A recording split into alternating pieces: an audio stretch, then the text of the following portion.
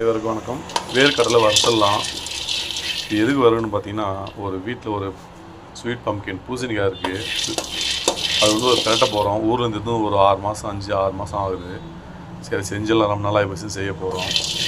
அதுக்கு இந்த வேர்க்கடலை வறுத்து இந்த தோலெல்லாம் எடுத்துகிட்டு காஞ்ச மிளகாய் போட்டு நம்ம போக அரைச்சி எடுத்துக்கலாம். அதுக்கப்புறம் இந்த பூசணிக்காய் போட வேண்டியது இருக்கும்.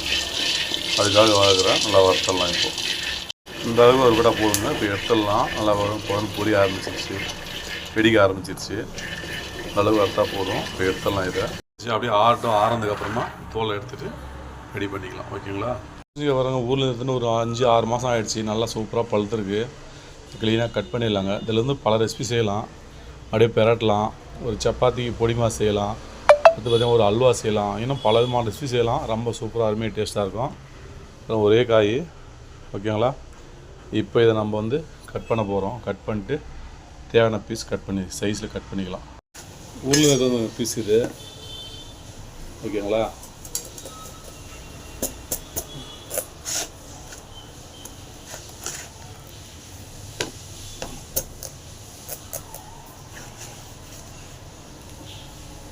அப்படியே கட் பண்ணுங்க. நம்ம ஊரில் முலாம்பழம், பெரிய முலாம்பழம் கட் பண்ணி எப்படி கலரு, அப்படியே தங்க கலர் அப்படி இருக்குங்க. அப்படியே க்ளீனாக வந்து பீஸாக கட் பண்ணிக்கலாம். இப்போது இந்த விதைகளை நீக்கிட்டு இந்த செதைப்பதி கூட முடிஞ்சால் போடலாங்க. ரொம்ப நல்லது. சாப்பிட்டிங்கன்னா 6 மாதம் ஆனால் கூட அப்படியே வற்றி போகாமல் அப்படியே க்ளீனாக சூப்பராக அருமையாக இருக்குங்க.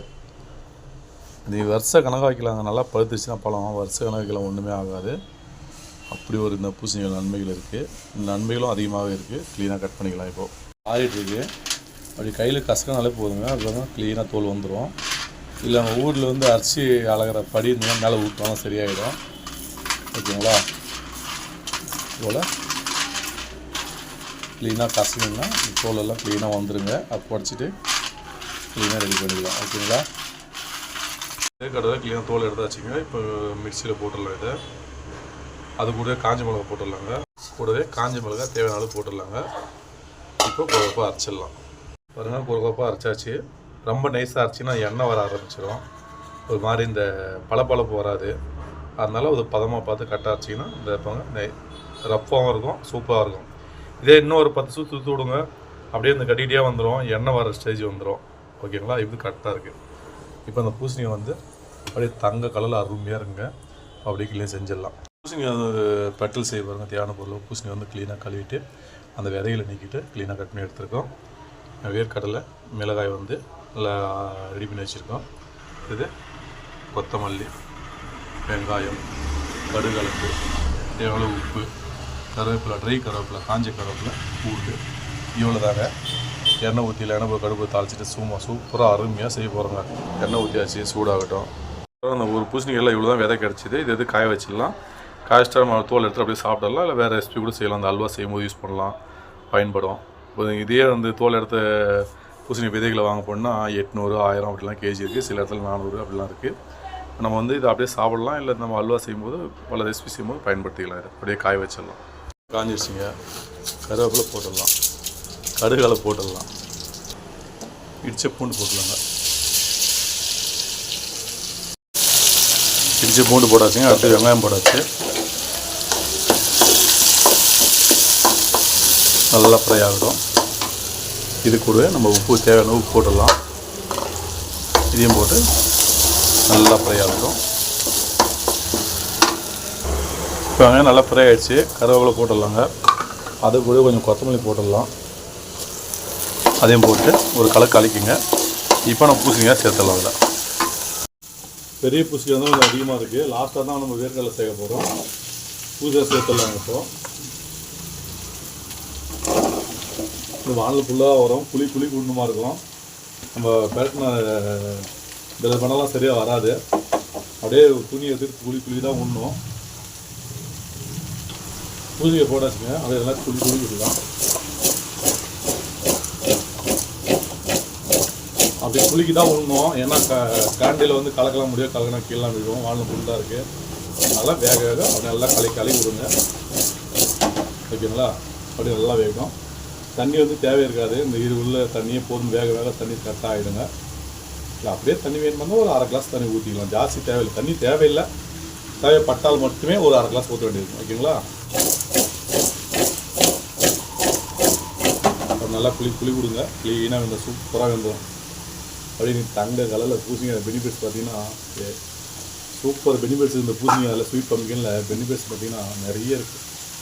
அவ்வளோ நன்மைகள் இருக்குது சாப்பிட்டிங்கன்னா. ஓகேங்களா? அடிக்கடி காசு இந்த பூசணிக்காய் வந்து எப்பயுமே கிடைக்கும். அந்த மார்க்கெட்லேயே ஆகட்டும் நம்ம இதை எப்பயுமே கிடைக்கும். நீங்கள் அப்பப்போ சாப்பிட்லாம்.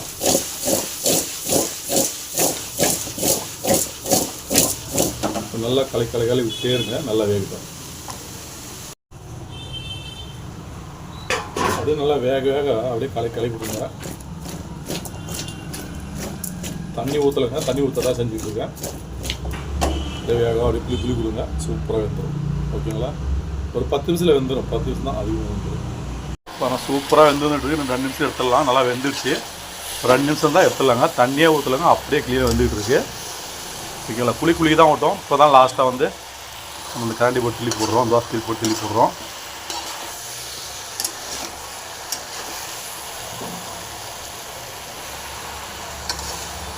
ஓகேங்களா? சூப்பராக அருமையாக வந்துட்டுருங்க. 2 நிமிஷத்தில் இது வந்து உப்பு வந்து போட்டுருவோம். உப்பு கரெக்டாக இருக்குது. இன்னும் காரம் வந்து போடல. நம்ம வேர்க்கடலை வந்து மிளகாய் வந்து நல்லா அரைச்சி வச்சுருக்கோம். அதை போட்டு நல்லா கலக்கிட்டிங்கன்னா அருமையாக இருக்கும் டேஸ்ட்டு. இப்போவே டேஸ்ட் சூப்பராக இருக்குது. அதையும் போட்டு கலந்து சாப்பிட்டிங்கன்னா வேறு லெவலில் இருக்கும் டேஸ்ட்டு. சூப்பராக வெந்துருச்சுங்க. பாருங்கள், அருமையாக வெந்திருக்கு. இப்போ வந்து கேஸ் கம்மி பண்ணிக்கலாம். இப்போது வேர்க்கடலை போட்டு நல்லா கலக்கிடலாங்க. வேர்க்கடலை குறைவா அரைச்சி வச்சுருக்க மிளகாய் போட்டு நல்லா வறுத்துட்டு நல்லா கலக்கி விட்டு மறுபடியும் கொஞ்சம் போட்டுக்கலாம். போடும்போது காரம் உப்பு எல்லாமே கரெக்டாக வந்துடும். இது வேர்க்கடலை போட்டாங்க காம்படிஷன் சூப்பராக அருமையான டேஸ்ட்டில் இருக்கும்.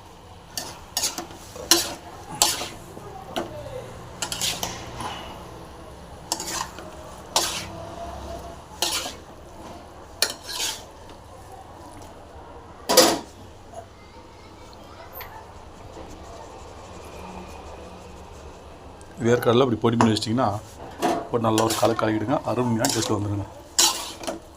ஓகேங்களா?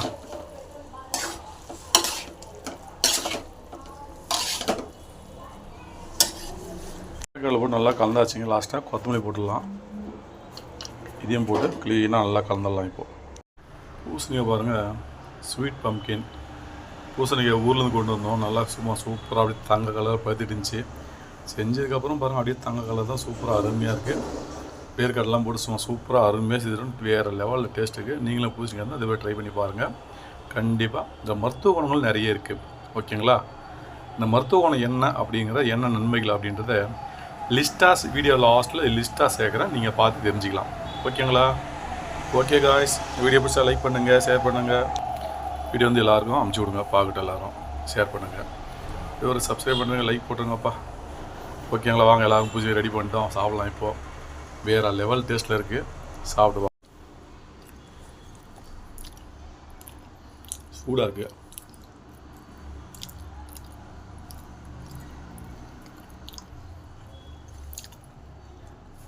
இந்த போல் நல்லா பழுத்த பூசணிக்காய் வந்து இதே போல் நீங்களும் ஒரு ரெசிபி செஞ்சு பாருங்கள். வேறு லெவல் தான் டேஸ்ட்டு. மருத்துவ குணம் அதுக்கும் மேலே இருக்குது. ஓகேங்களா? மறக்காமல் இந்த வீடியோ எல்லாருக்கும் அம்சங்களா பார்க்கட்டும். லைக் ஷேர் பண்ணுங்கள். ஓகேங்களா? இது போலவும் செய்யலாம். ஒரு பொடி மாஸ் போலவும் சப்பாத்திக்கு, தோசைக்கு, இட்லியில் பொடி மாஸ் போலவும் செய்யலாம். அல்வா செய்யலாம். இன்னும் பல ரெசிபி செய்யலாம். அந்த பூசணிக்காய் அவ்வளோ டேஸ்ட் அருமையாக இருக்கும். ஓகே காய்ஸ், மீண்டும் அடுத்த ஒரு நல்ல வீடியோ வந்து நன்றி. அனைவருக்கும் வணக்கம். மறந்துடாமல் வீடியோலாம் பாருங்கப்பா. வீடியோ டெய்லி போட்டுருந்தாங்கிறேன். என்ன தெரியல. இப்போ 2-3 மாதம் வந்து 5, 6, 4, 3, 2 இப்படி தான் ஓடுது. அவ்வளோ பேர் தான் பார்க்குறாங்க. என்னென்னு காரணம் தெரியல. ஓகே காய்.